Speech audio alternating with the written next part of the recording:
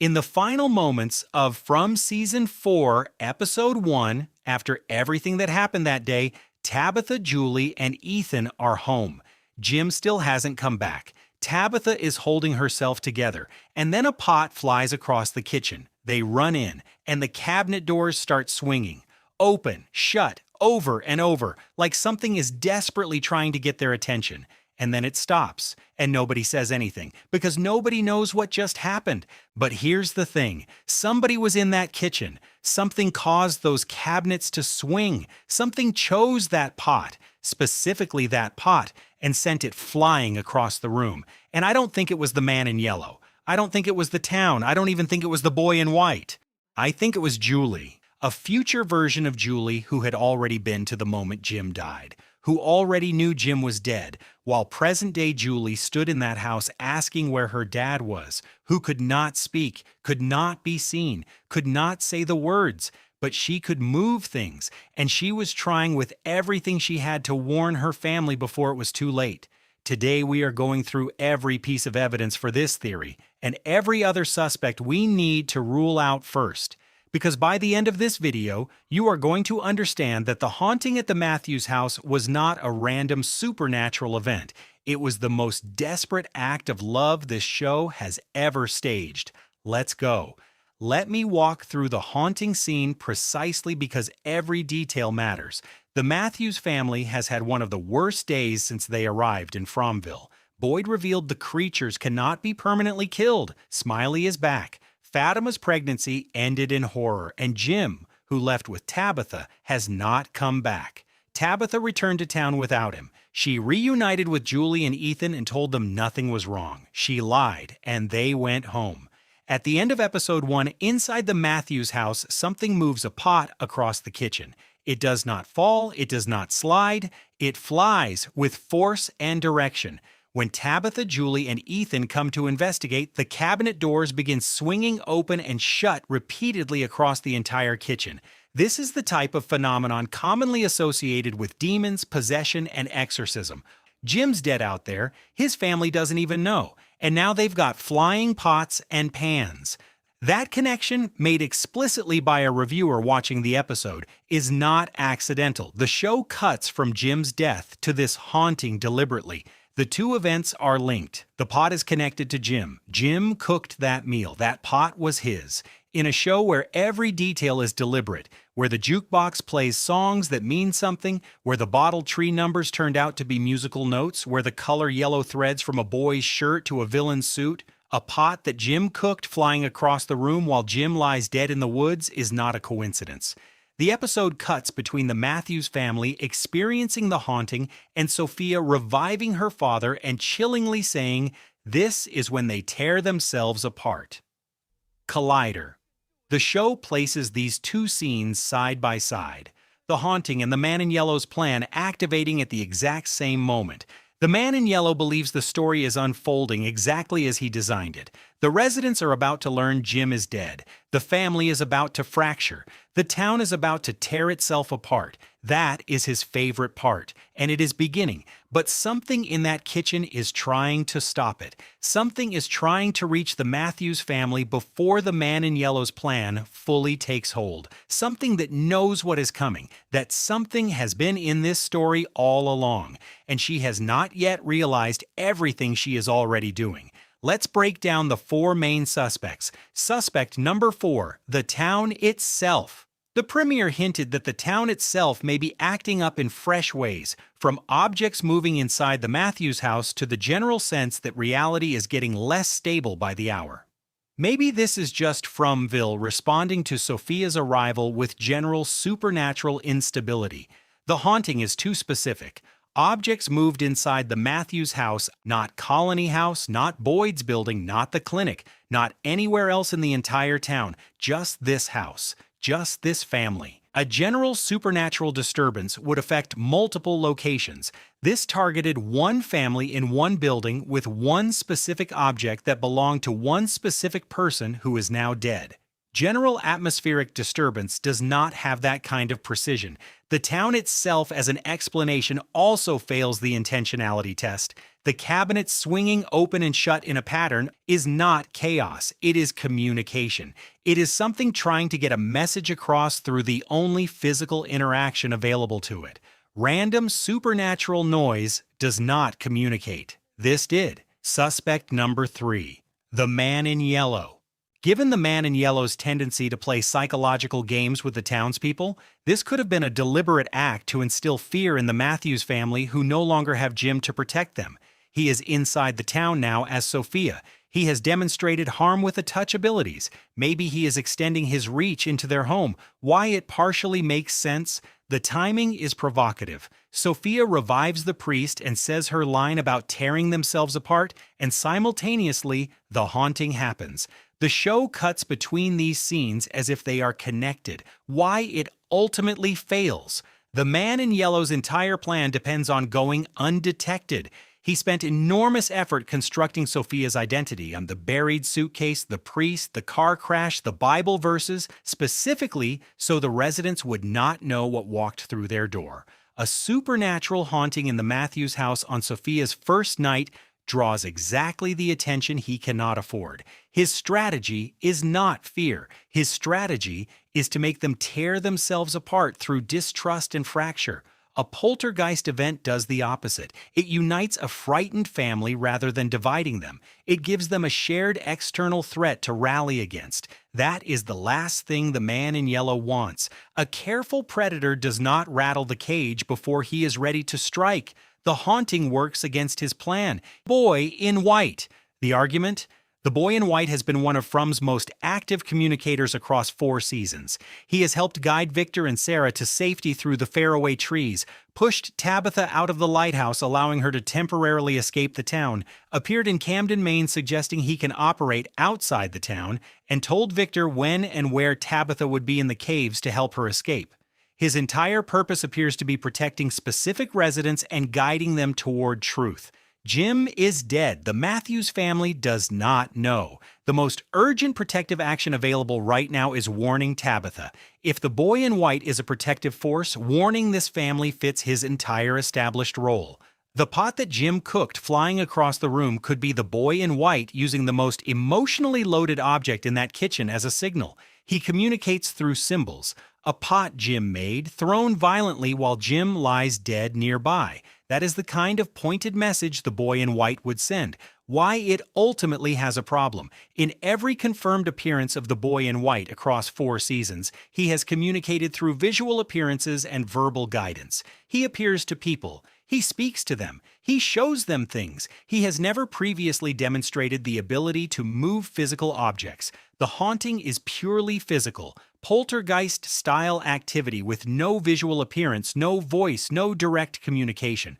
For the Boy in White to be responsible, either his powers have significantly expanded in Season 4 without explanation, or there is a simpler answer that does not require inventing new abilities for a character whose established power set does not include telekinesis. Verdict: emotionally compelling, symbolically strong, but it doesn't fit his established abilities. Suspect number 1, Future Julie. Now here is where the theory becomes something more than speculation, because the show has already confirmed, not theorized, confirmed, that a future version of Julie can be physically present in a location, interact with objects, and be completely invisible to everyone around her while doing it. When Julie Matthews returns to the ruins in Season 3, Episode 8, she is transported into the dungeon and encounters the captive Martin. Martin tells her to throw the rope down, which she does, confirming that a future version of Julie was the one who threw the rope down to Boyd in Season 2. Boyd felt that rope. He grabbed it. He climbed it. A physical rope thrown by a physical hand, caught by a physical man. Julie was there, bodily present, physically interacting with her environment, and completely invisible to Boyd and Martin in terms of how she appeared to them. They knew someone was there, but not who or when she was coming from.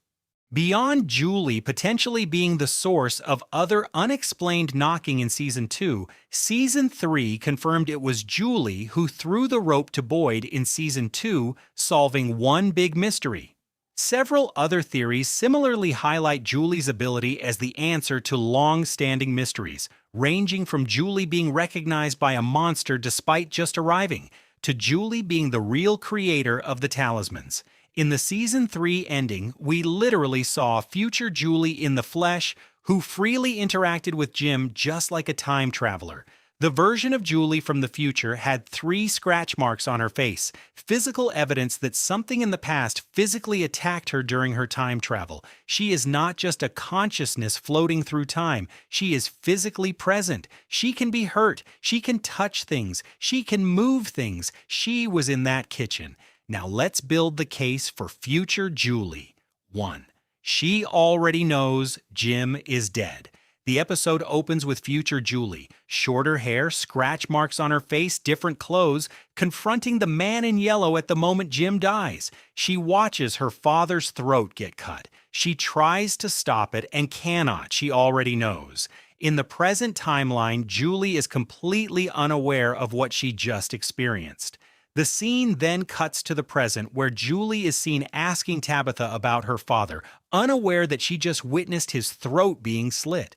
So here is what we have: a future version of Julie who has just watched her father die, and a present version of Julie standing in the family home asking where Dad is while Tabitha lies to protect her. The 2 versions of Julie exist simultaneously in Episode 1. The future Julie knows. The present Julie does not. Future Julie is desperate. She has already tried to save Jim and failed. She cannot change the story, but she can do what she has always been able to do in the past: be physically present without being seen, and interact with her environment. So she goes home, to the kitchen, where Jim's pot is still sitting from the meal he cooked, and she tries to say the only thing she cannot say out loud: Dad is gone, and you need to know. 2. The pot is the message. This detail is the emotional center of the entire theory. Future Julie does not randomly knock things over. She does not cause general chaos. She moves one specific object: the pot Jim cooked. In a family where meals were one of the last normal things Jim did, where that pot represents Jim's presence in the home, where the family is about to sit down to a dinner made by a man who is already dead in the woods, moving that pot is not vandalism. It is pointing. It is the closest thing future Julie can do to saying his name. She cannot speak, she cannot be seen, she cannot hand them a note, but she can take the most Jim-saturated object in that kitchen and send it flying across the room to make them stop, to make them pay attention, to say, something is wrong, something happened, this is not a normal night. The cabinets swinging open and shut then become even more loaded. Open and shut, repeating. That is not rage. That is someone who cannot make herself understood, trying over and over in the only language available to her. It is the most heartbreaking form of communication in the show's history. A girl standing invisible in her own kitchen, desperately trying to tell her mother and her brother that their family will never be the same again. 3. Why she vanished, mid-conversation with the man in yellow. The man in yellow's confusion when Julie vanishes at the episode's opening is one of the most significant moments of Season 4. He is an ancient, all-seeing entity who tracks Julie across timelines, and she disappears mid-conversation in a way that catches him completely off guard. Where did she go? She went home, to the kitchen, right then in that same episode, in those same final moments. She confronted the man in yellow. She failed to stop Jim's death. And she moved. She went to the place where she knew her family would be. She went to try something else. The man in yellow could not track her because she did not go to a chapter he expected her to visit. She went to a moment that has not yet fully resolved, a moment that is happening right now in her own timeline. The story is still being written in that kitchen, and a future Julie slipped into it before the chapter closed. Julie simply vanishes. She does not run away or hide. She simply vanishes, and that is so surprising that even the man in yellow expresses confusion about where she went. She didn't escape. She redirected. The haunting and the vanishing are the same event. It's possible that this invisible Julie from the future will lead present-day Julie into the woods where she will find Jim's corpse. One can further theorize that the Julie from the future will teach the original Julie or give her the details to efficiently use the story-walking tunnels through which Julie can travel through time. The haunting is not the end of future Julie's intervention in episode 1. It is the beginning of a breadcrumb trail. She cannot hand present Julie a map, but she can leave enough disturbance in the environment that present Julie starts paying attention to the space around her, starts feeling the presence she cannot see, starts walking toward the ruins again. Because future Julie knows something present Julie does not yet understand. The ruins are not just a portal to the past. They are the key to everything. And present Julie needs to go back in, further than she has ever been, to chapters of Fromville's story that nobody in the current cycle has ever seen. The haunting is future Julie saying, "Wake up, I am here, follow me. The family is broken and you do not know it yet. But you will, and when you do, come to the ruins, I will show you what to do." Here's what this means for the rest of Season 4. 1. Jim's body and the moment of reckoning. The official synopsis for Episode 2 says a gruesome discovery sends shockwaves through the town. Most coverage suggests the residents will likely find Jim Matthews' body, which will be a devastating moment, especially for Julie and Ethan, who have no idea he is dead. When that moment comes, when Julie finds out her father is dead, the haunting in Episode 1 will take on a completely different meaning in retrospect. She will remember the pot flying, the cabinets swinging, something trying to reach her in her own kitchen, and she will understand what it was trying to say. That is From at its best. Planting something that seems like atmospheric horror in Episode 1, and then detonating it emotionally in Episode 2 when the context arrives. 2. The growing power of story walking. Season 4, Episode 1 confirmed that Julie's story-walking abilities are evolving in ways even Ethan's definition did not anticipate. She vanished in a way the man in yellow could not predict or follow. The creators of the show have not yet fully explored Julie's power, and there are a lot of missing threads that will be explored in Season 4. If future Julie can haunt her own family home, can be physically present inside a talismanic building in the present timeline while also being displaced in time, then her abilities go far beyond what Ethan described as story walking. She is not just visiting chapters of the past, she is existing in multiple chapters simultaneously. The present Julie is in the kitchen. The future Julie is also in the kitchen, at the same time, in the same space. That is not time travel in the traditional sense. That is something the show has not yet put a name to. And whatever it is the ability the man in yellow cannot account for. It is why he is frustrated every time he meets her. It is why he keeps insisting the story cannot change. Because Julie is not trying to change the story. She is becoming part of it in ways nobody, not even the man in yellow, fully understands yet. Here is what we know. A pot flew across the kitchen.